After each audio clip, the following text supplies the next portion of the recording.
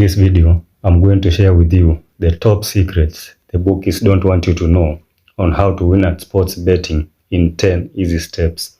Be sure to stick around till the end of the video because the last step might be the most important to finally defeat the bookies and win big.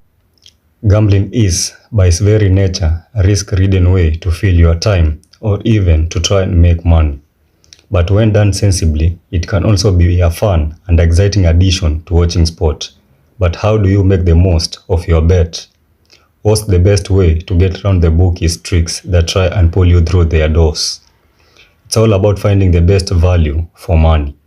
Whether that's the right prices, the right markets, or even the best time to put your bet on.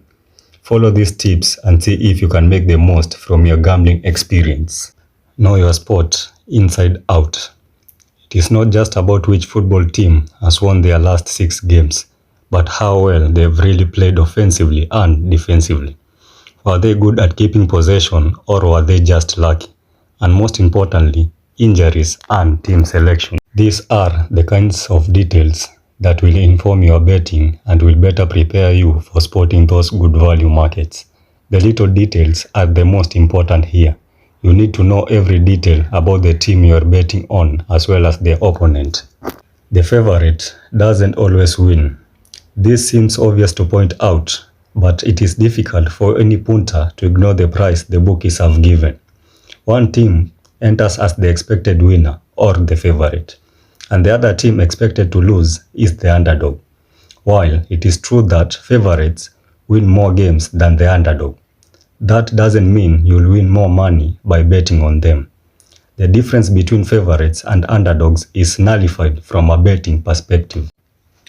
Don't just stick to one bookmaker, shop around. There is a big emphasis on brand loyalty in the betting business. Because it's such a competitive sector, companies will try and lure you to bet with them and only them.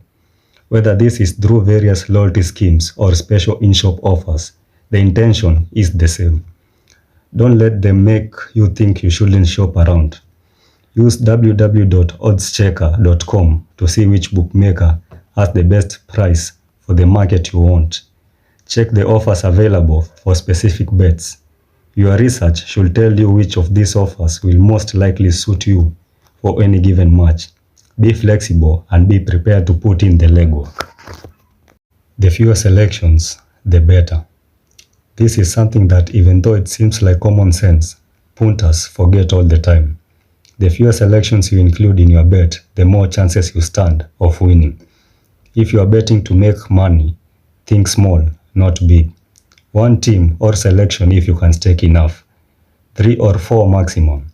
Once you find yourself putting that 20-fold accumulator on, you always risk the chance of losing every single time.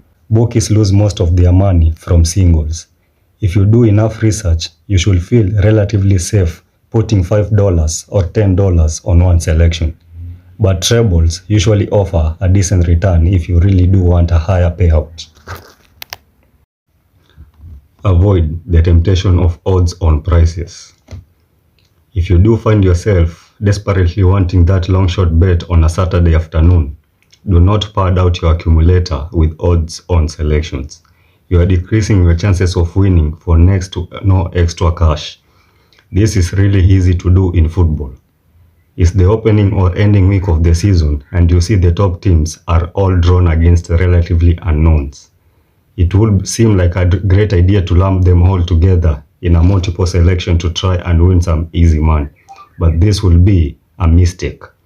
It will make more sense to do some research and find out which teams are best placed to win and place your bets separately to increase your chances of winning bets. Consider the less obvious markets. Again, once you've done enough research, you should know your sport well enough to find better value in the hundreds of other markets the bookies offers.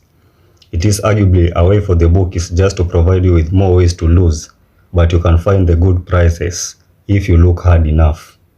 For example, you might not feel safe putting Leicester City to beat Man City in your accumulator. Of course, they are higher than them in the league, but does that mean they are a stronger team? That's for the football pages to discuss. Make sure you understand the markets. While we are on the subject of less obvious markets, if you do pick an obscure one, make sure to check the terms with the betting shop staff. A common mistake is the halftime full-time bet versus to win both halves. If you put halftime full-time bet on, your team simply has to be winning at halftime and then win the match. If you back your team to win both halves, you are betting on them to win the first half and the second half separately. The team must score more goals than the opposition in both halves for you to win your bet. It is a subtle difference but frustrating for punters who come looking to collecting winnings when their team was leading 2-1 at halftime and won the match 2-1. The second half score must have been 0-0, and so the bet goes down. Don't bet with your heart. You might really want your team to win. You want it so badly, you even start to convince yourself it's possible. Before you know it, you believe it so much that you've put your money on it. And the bookies love it because each week they'll rack it from all the home fans willing their soon-to-be relegated team to beat the table leaders. Similarly, avoid important events like derby games. The unpredictable element is magnified because there's more at stake and players may elevate themselves for that extra degree of honor and pride. If you must bet on these events, consider the other markets. They probably won't beat the table leaders, but could they get a goal, result, and both teams to score could be a more sensible bet. Pick your moment. It is difficult to pinpoint the right time to place your bet because, unlike with horse racing, it's not best odds guaranteed on Sportbet, but it's usually to do it on the day. But most bookies will enhance prices or have special offers ahead of a popular event. Some will do this for the full day of the event itself. Others will boost a price for a set period at random points, meaning unless you spend the day in the shop, you will only come across this by chance. If it's a particular popular event, the bookies will almost certainly be promoting it with offers designed to persuade you to part with your cash. It could mean money back as a free bet if the favorite scores first in a football fixture. It pays to follow less popular sports. As bookmakers try and offer more and more ways for us to hand over our cash, they are forever expanding the list of sports and markets they cover. This undoubtedly means that they are covering sports they might not know as much about as they would like. All in all, by taking advantage of some of these less well-known markets, you are more likely to succeed at football betting.